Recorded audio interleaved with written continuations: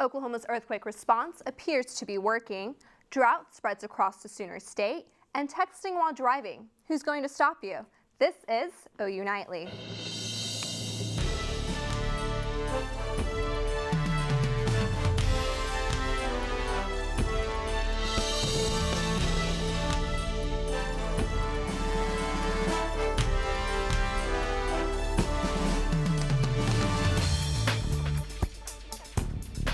The ground is shaking less in Oklahoma, in a state that in recent years has seen hundreds, even thousands of earthquakes. Since May, Oklahoma's earthquake rate has dropped dramatically. That's when the state began ordering some wastewater injection wells to shut down completely and called for others to reduce the amount of salt water they injected into the ground. Before the rules went into effect, Oklahoma averaged 2.3 quakes a day, or of a moderate magnitude 3.0 or greater. Today, it's down to 1.3 per day. Last month, the state averaged less than one 3.0 quake per day. Scientists link the increase of earthquakes to the energy industry's practice of injecting high volumes of wastewater deep underground. While the declining number of quakes in the state shows promise, researchers say we may not be on solid footing just yet. A new model predicts a 58% chance the frequently shaken city of Pawnee will see another magnitude 5.0 earthquake in the future. The report by Stanford University agrees that while the number of tremblers in the state is decreasing, there is still good chance that the state will see strong quakes before they end completely. Unless you feel them, most folks don't realize just how many earthquakes rumble across our state. So here at OU Nightly, we keep a scorecard for you. In the past 24 hours, earthquakes of 2.5 or greater have hit the Sooner State. In the past 7 days, 18 earthquakes. Over the past month, we've experienced 104 earthquakes. And over the past year ending today, Oklahomans have lived through nearly 2,000 earthquakes. And while the weather was really nice today, and it was a little chilly, but then it kind of got nicer. Yeah, it was cold this morning. All right, Sawyer, what can you tell us? Well, that chilliness is going to stick around, and it's going to get actually a little worse as we go on into the weekend. We got some clouds on off to the west up in Colorado. It's going to move on into our area, bringing with it some rain over this weekend, which we need, but we try to keep it after the game, which we'll talk about more in just a little bit. But luckily, the southeast, where they've had a lot of tornadoes and stuff, that's on moving on off. 62 outside right now. Those southeast winds really calm. Coming up, we'll talk about your game day forecast and the chance for snow in the Panhandle coming up in just a little bit. Till then, back to you. This year, Oklahoma experienced the third warmest November on record. And while many Oklahomans enjoyed the heat, it brought negative side effects to the state. State climatologist Gary McManus released a statement today that the Oklahoma drought accelerated in the November heat. According to preliminary data from the Oklahoma Mesonet, statewide average rainfall was a little over 1 inch. That's 1.28 inches below normal for this time of year. Because of this, November 2016 is the 41st driest November since the state record began in 1895. In case you're wondering, the average temperature this November was more than 5 degrees above normal, resting at a toasty 54.6 degrees. Claire Spazzeri joins us in the News Center with the latest on the president-elect's busy day. Claire? That's right, Storm. President-elect Donald Trump kicked off his thank you tour today in Indianapolis, where he says he saved hundreds of factory jobs from moving to Mexico. After Carrier announced earlier this year that they were planning to move 2,100 jobs due to rising costs, Trump promised to stop the outsourcing. The deal involves keeping 1,000 jobs at the Indianapolis plant. The U.S. Senate approves the 10-year extension of the Iran sanctions law. This gives the United States the ability to punish Iran and hold them accountable should they fail to uphold to the terms of the landmark nuclear deal. Senators passed the bill unanimously, 99-0. And OPEC intends to shrink the world's inflated oil stockpiles back to a normal level, paving the way for prices to rise to more than $60 a barrel. Oklahoma energy companies reacted favorably to the announcement, as did Wall Street. The OPEC cutback will help Oklahoma oil and natural gas producers regain lost ground. So what does that mean for the consumer? We'll all be paying more for gas. All right, thank you, Claire. A little over a year ago, Oklahoma enacted a statewide texting and driving ban. Nola Allinger shows us it hasn't solved the problem of distracted driving just yet. The texting and driving ban has been in effect for about 13 months now, and since then only 59 citations have been written. However, the law that was already on the books, failure to devote time and attention, we've cited over 800 of those this year. And so obviously distracted driving is still an issue and something that we're still working towards. Although the citations for texting and driving were relatively low, Jensen says it's because it's a difficult one to give. And I think that the biggest obstacle we've seen with the way the law is currently written is just that the law is broad and it allows a lot of outs for individuals. And so without an officer actually seeing an individual texting and driving, it is kind of hard to catch individuals in that act unless they obviously admit to texting while driving. But citations aren't the only way that Norman PD is trying to stop distracted driving. We know that the key thing with that is going to be changing and educating individuals about why they shouldn't be texting and driving. And so we know that while enforcement has been in effect for a year now, the other key thing that's going to become a part of this is educating those drivers. The ban may have decreased the number of offenders, but Jensen says the law could do more.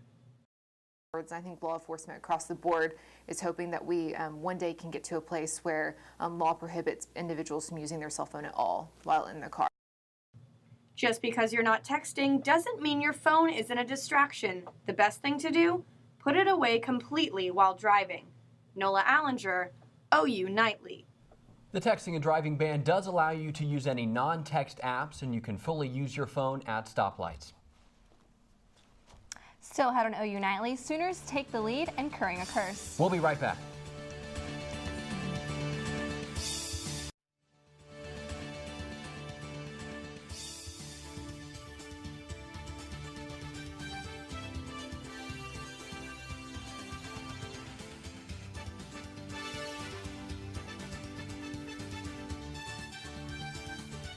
Multiple sclerosis is a disease that affects over 400,000 people in the U.S. and about 2.5 million worldwide. Not much is known about the prevention of MS. However, some research professors in OU's Health and Exercise Science Department have been taking matters into their own hands to see if they can help cure this disease. A lot of our research involves multiple sclerosis patients. So with the multiple sclerosis patients, they usually have a weaker side and a stronger side. And we do our best to evaluate that with some of the equipment here. Right now we have 2 studies ongoing looking at the anterior tibialis muscle, which is the muscle on the front of your shin. It helps you lift your toes up when you're walking. And so in multiple sclerosis patients, that muscle is affected a great deal. So once the subject is set up in the device, then they'll apply a force to the apparatus. While they're pulling their toes towards them, we have another computer screen which shows us our force output. And so if I have them pull their toes towards them, you can see that that force is going to change. And it's our hope as a lab that this asymmetry will once be thought of as a symptom of multiple sclerosis. David says that the end goal is to help those with MS live a fuller, more satisfying life.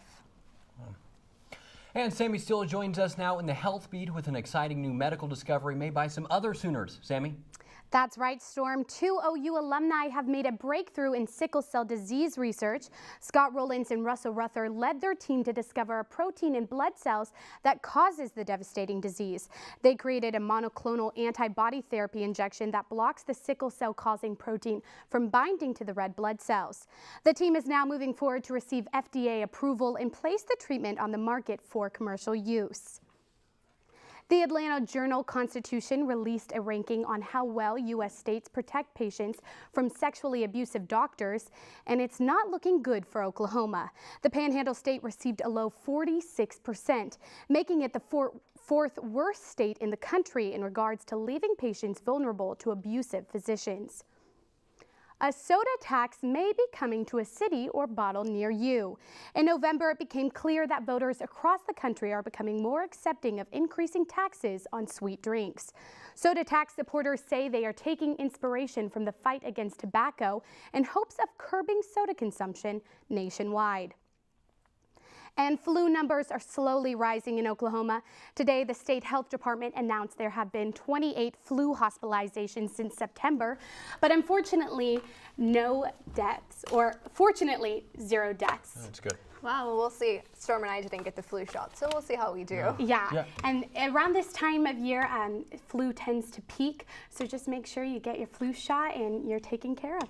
Yeah, most years I usually do, but I don't know. Yeah, I completely Haven't yet. forgot. But hey, we will get to that. Okay, good. Especially before the holidays. Yes, Thanks, Sammy. definitely. And still ahead on OU Nightly, the Sooners are gearing up for a big Bedlam showdown on Saturday for the Big 12 championship. And Sawyer has a look at today's weather. It's been a really nice day outside, but some cold weather's in store. I'll let you know all about it coming up.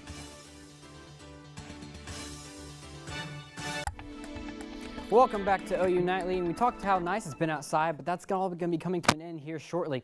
Now, looking at the past 12 hours, there's not a lot going on across the entire U.S. Some showers up in the northeast and the northwest, which isn't, it's to be expected this time of year. But that's going to slowly move our way. We have a low pressure system out over Colorado right now, and what that's going to do is there's a cold front that's going to move through our area. And that's going to bring up some of the Gulf moisture, and that's really going to bring some much-needed rain to our area, especially down in Texas. But currently, temperatures outside right now, you can kind of see where that cold front is up in the Panhandle. They're in the upper 40s, and then across the other portion of the state, we're in the lower 60s to upper 50s. So tonight, it's going to get pretty chilly here. We're looking at the mid-30s, and then especially up in the Panhandle, once again, they're going to be colder because that cold front's already moved in. The winds are going to start to shift to be out of the north here over the next 36 hours or so. So they're going to be in the upper 20s. And then down in the southeast, they're looking around, the same kind of as everywhere. So overall, it's going to be still a chilly night. Highs tomorrow, much the same as today. We're going to be in the mid-50s, upper 40s up in the Panhandle, so not a lot changing. But then we're going to have the storm system come in. So there's that low pressure and that cold front moving through. Here's that Gulf moisture being brought up down through Texas. And we're going to pause it here Friday at 7 p.m. because we've already got some rain over Amarillo down in the Lubbock area. Now, especially in the ski resorts, they're looking at some snow, several inches up in Angel Fire, Taos, which is in the northeast portion of New Mexico. And then as we put that into motion again, that you can see the cold air really starts to interact with the rain. We get some snow up in the Panhandle, up near Guyman, all the way back through Amarillo, back down into New Mexico. So how much can they expect overall? Well, the model's having a pretty tough time with the storm system. Depending on where this moves, it moves a little bit farther north. We're looking at more snow up in the Panhandle. If it moves farther south, we're not looking at any snow in the Panhandle. So we'll put into motion what we're looking at with this model. You can see once we're going through Friday, that snow starts to pick up, especially down southwest of Amarillo, looking at around 5 inches in Amarillo. Then southwest of Amarillo, they're looking up to a foot. Then a couple inches up in the Panhandle. I think that's might be a little understating it for the Panhandle. Some trends have said that this is going to kind of shift to the north a little bit. But how's that going to affect your game day? Well, mid-40s, east to northeast winds 5 to 10. And unfortunately, we're looking at some rain during that time period. So it's going to be a little wet. Now as we look into our 2-day, you can see tomorrow still much the same. 47 on Saturday, the rain chances start to increase overnight tomorrow night, and then we'll extend this out. And then much of the same, 50% chance on Monday as that next storm system moves in, maybe a little bit more snow up in the northeast portion of the state. So we're going to be watching that closely. Wow, we were wondering if fall was ever going to be here, and it sounds like winter's on the way. Winter's on the way. Today's the first day of meteorological winter, so coldest portion of the season, next 3 monts. Meteorological winter. And we were going to have 40s for the game. 40s, yeah. What's it look like Saturday evening? Saturday evening, the rain should clear out by then, but it might stick around just a little bit, some spotty showers. Sunday looks okay, and then we have that next system moving in Monday, which is going to bring some more showers. The curse of the afternoon game. Exactly. Should have been in the evening. All right, thanks. Carson has a look at this weekend's big game. Carson? Thanks, Storm. We recall the Bedlam chaos that ensued in Norman 2 years ago on the heels of this year's de facto Big 12 title game. After a monster performance from Russell Westbrook last night, a new nickname may be in the works. Don't go anywhere. Sports is straight ahead. A trip to Bourbon Street to ring in the new year on the line in Norman this weekend as we begin at the OU Nightly Sports Desk. For the first time ever, Bob Stoops and the Sooners have a chance to wrangle the Big 12 title on Owen Field Saturday against Oklahoma State. 2 years ago, though, after a running into the kicker penalty on OSU late in the fourth, Stoops opted to repunt to Tyreek Hill, the fastest man in college football at the time. Hill caught it at the 10 and bolted down the field and into the end zone faster than the Flash would have as the Cowboys pulled off the upset. 2 years later, the Sooners still remember that stunning cold and drizzly night. Last year doesn't matter at all. I mean, talk about if you're going to talk about last year, you need to talk about the last time they came to town. They won, and then the time before that, it was an overtime game. So every time they come here, it's a tight game. That's how rivalry games are. They bring their A game when they come to Norman. So got to know what you're getting into, and we'll be prepared for it. They're a very athletic team. They're going to be physical, and obviously with this type of rivalry game, it's going to be physical, and they're going to come out and hit us in the mouth, and so we just got to go out and respond to that, and take it as an insult and play hard. And the college coaching carousel keeps turning. With the Houston Cougars job open, it appears Les Miles and Lane Kiffin are the top choices to succeed Tom Herman. Of course, Herman left last week for Austin to replace Charlie Strong, and so it goes on and on and on. Russell Westbrook was named the Western Conference Player of the Month today, but last night, the Thunder were back home as a familiar face returned to the Peak. OKC taking on the Wizards. Russell Westbrook showing love to his old coach Scotty Brooks before the game. In the first, Domantas Sabonis with the steal, and he finds Russell Westbrook ahead for the fast break layup. Thunder take a 2-point lead. Skip ahead to the third. Victor Oladipo, that's fun to say, drains one from deep. Thunder go up 10. Final seconds. Russell Westbrook, the only one to take the shot now, tickles the twine and sends it to overtime. Westbrook erupted for 14 points in OT, including that elbow jumper, as they went on to win 126-115, and Russell Westbrook notched his 4th straight triple-double. Westbrook, now only the 3rd player in history to have multiple 4-game triple-double stretches, and continues to average a triple-double on the season, so we took the liberty of gifting him a new nickname that incorporates his jaw-dropping feat, TD Westbrook or 3D Westbrook. You folks vote, and let me know on Twitter at CarsonWilliams4. Major League Baseball and its Players Union finally reached an agreement Wednesday on a new 5-year collective bargaining agreement. The best thing that came from that, home field advantage for the World Series now goes to the best record, as it should, instead of the winner of the All-Star game. LiAngelo Ball, a standout basketball player from California who is committed to UCLA, messed around and dropped 72 points last night after casually scoring 56 the night before. LiAngelo is the younger brother of current UCLA star Lonzo Ball and the older brother of LaMelo Ball, who committed to UCLA at just 13 years old. And Kings Sixers last night was postponed due to wet floor conditions from the Philadelphia Flyers hockey game the night before, but Kings All-Star big man Boogie Cousins was doing his best to mop up the floor and get the show on the road. Guys, unfortunately, he wasn't able to. His efforts didn't really make a difference, as they're going to have to make up that game here in a couple weeks. Wow.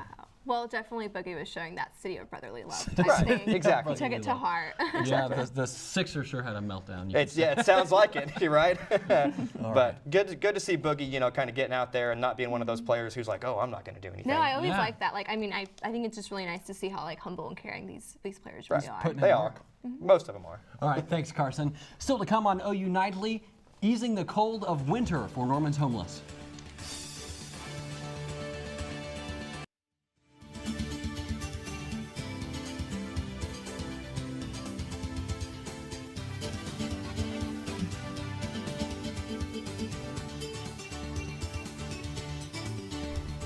CNN is reporting that President-elect Donald Trump has... I'm Ashley today at the OU Nightly Update Desk. CNN is reporting that President-elect Donald Trump has chosen retired General James Mattis as his Secretary of Defense. The official announcement is expected next week. And authorities are following up on the dozens of leads about missing people after the wildfires in Tennessee, but are still unsure how many people exactly may be missing.